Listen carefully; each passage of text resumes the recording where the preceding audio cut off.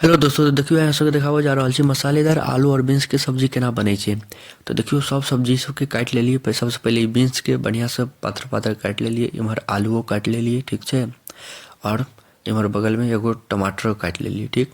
ये सब काटला के बाद अब लोहिया प्रेशर कुकर में तेल गरम करल लिए चढ़ा देलिए। तेल गरम भ गेलै, पचफोरना सब तेजपत्ता सब खसा के आलूओ खसा देलिए, ओकरा लारि चारि लेलिए। ओहिके बाद बीन्स खसा के सेहो ओकरो लारि चारि लेलिए, ठीक।